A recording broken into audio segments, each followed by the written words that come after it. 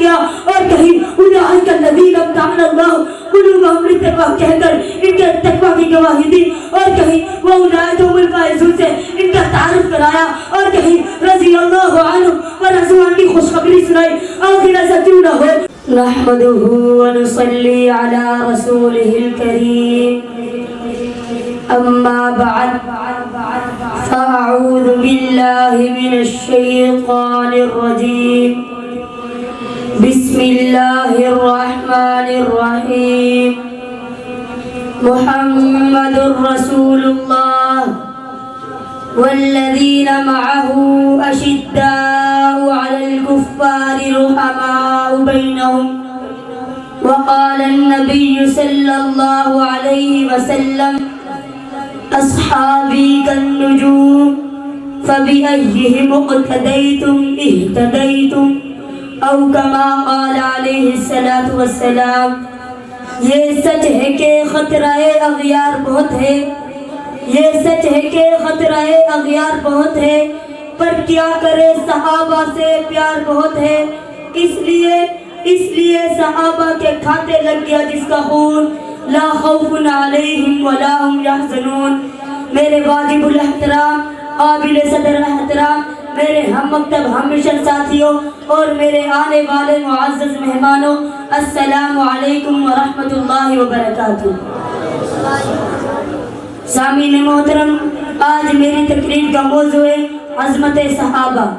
سامعین محترم، آپ حضرات بخوبی جانتے ہیں کہ وہ ہستیاں جنہوں نے محمد مصطفیٰ احمد مجتبیٰ صلی اللہ علیہ وسلم کو ایمان کی حالت میں دیکھا ہو اور ایمان ہی کی حالت میں موت آئی ہو، ایسے خوش نصیب خوش قسمت حضرات کو صحابہ کرام کہتے ہیں.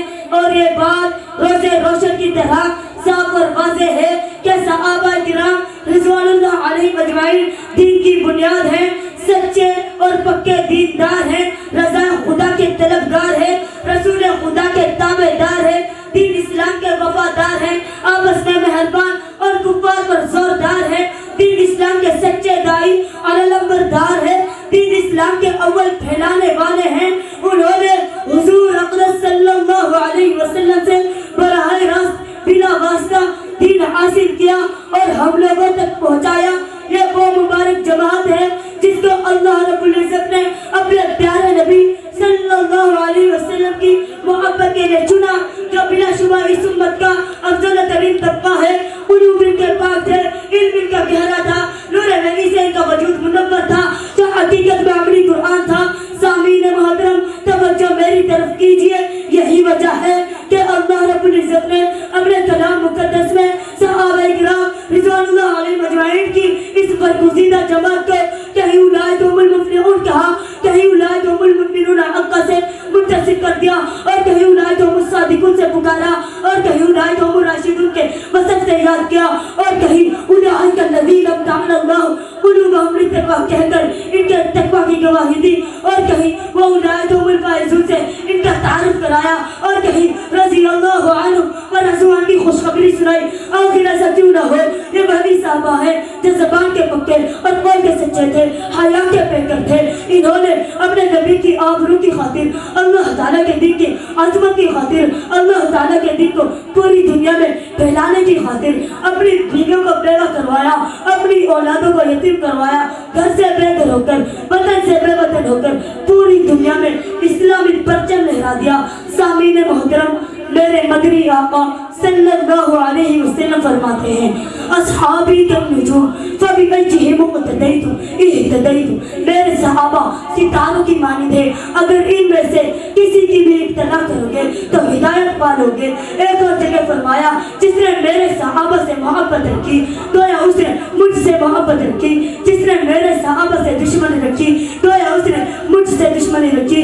میرے غیور مسلمانوں، سوچئے غور کیجئے کہ میرے نبی کے ان جانشینوں کو یہ مقام کیسا حاصل ہوا، رضا خدا بندی کے پروانے انہیں کیسے ملے. تو تاریخی اوراق پلٹیے اور دیکھیں کہ صحابہ کرام رضوان اللہ علیہ اجمعین نے دین اسلام کے لیے کیسی کیسی قربانیاں دی ہیں، کیسی کیسی مشقتیں برداشت کی ہیں. چنانچہ انہوں نے اپنے وطن کو چھوڑا، گھر بار کو چھوڑا، خاندان برادری کو چھوڑا، اپنی بیویوں کو بیوہ کروایا، اپنی کروایا, سولیے پر چڑھ گئے, تختہ دار پر لٹک گئے, مگر ایمان نہ چھوڑا, ٹکڑے ٹکڑے ہو گئے مگر ایمان نہ چھوڑا. ارے چھوڑتے بھی کیسے؟ اللہ رب العزت نے اپنے کلام مقدس میں جو فرما دیا, اولئک کتب فی قلوبہم الایمان, اللہ رب العزت نے ان کے دلوں میں ایمان کی محبت کو پیوست کر دیا. حضرت بلال حبشی کو گرم ریت پر گھسیٹا گیا, حضرت خباب رضی اللہ تعالیٰ عنہ کو جلتے انگاروں پر لٹایا گیا, حضرت ابو بکر رضی اللہ تعالیٰ عنہ کو اہل و عیال چھوڑنے پر مجبور کر دیا گیا, حضرت عثمان غنی رضی اللہ تعالیٰ عنہ کو حجرے میں قید کر دیا گیا, حضرت سمیہ رضی اللہ تعالیٰ عنہ کی شرم گاہ پر پرچا مار کر شہید کر دیا گیا, حضرت یاسر رضی اللہ تعالیٰ عنہ کو تلوار کر شہید کر دیا گیا, حضرت حذیفہ سہمی رضی اللہ تعالیٰ عنہ کو کھولتے پانی میں ڈالا گیا, لیکن ان کے ایمان میں کوئی فرق نہیں آیا. ارے آتا بھی کیسے؟ کأنہم بنیان مرصوص, وہ تو کفار کے مقابلے میں سیسا پلائی دیوار ہے.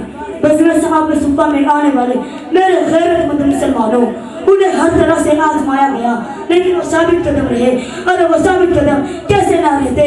اللہ رب العزت نے جو فرما دیا اولئک حزب اللہ, یہ اللہ تعالیٰ کا گروہ, الا ان حزب اللہ هم المفلحون, اے لوگوں سنو, اللہ تعالیٰ ہی کا گروہ کامیاب ہوگا.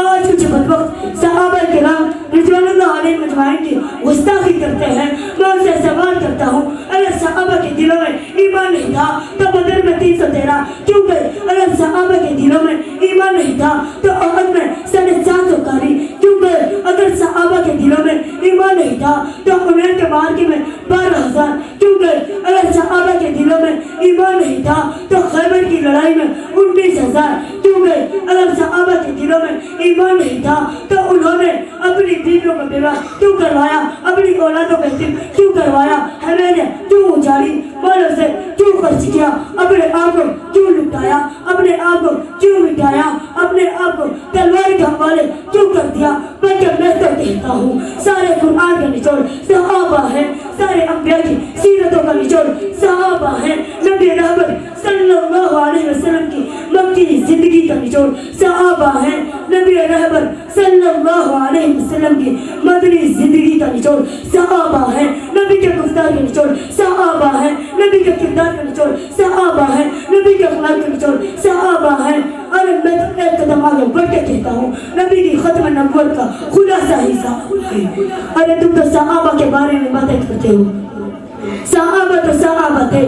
میں آج تمہیں 14.5 صدیاں گزرنے کے بعد ایک جماعت کی بات سناتا ہوں جسے گولے سے چلنی کر دیا گیا, سولیوں پر چڑھا دیا گیا, تختہ دار پر لٹکا دیا گیا, چہروں میں ڈال دیا گیا, ہتھکڑیاں پہنا دی گئی, بمبوں سے اڑا دیا گیا. امیر عظیمت حضرت علامہ اقنواء جنگی کو شہید کر دیا گیا, حتیٰ کہ ایک راجپوتوں کے سپوت کو 40 گولیاں مار کر اسلام آباد میں شہید کر دیا گیا, جسے لوگ جبل استقامت مولانا اعظم طارق شہید کے نام سے یاد کرتے ہیں. رب کعبہ کی قسم, نہ وہ پیچھتے نہ ان کی جماعت پیچھتی, آج بھی اعظم طارق زندہ ہے مولانا اعظم کی شکل میں, آج بھی اعظم طارق زندہ ہے مولانا اعظم کی شکل میں. وہ تو آج بھی یہ کہتے ہیں, نہ سر جھکا کے جیے نہ منہ چھپا کے جیے, نہ سر جھکا کے جیے نہ منہ چھپا کے جیے, ستمگروں کی نظریں ملا کے جیے. کیا ہوا اے وفا میں ایک دن کم جیے, ہم ساتھ ان کا دل جو مشعل جلا کے جیے. ہمارے نائے من بنائے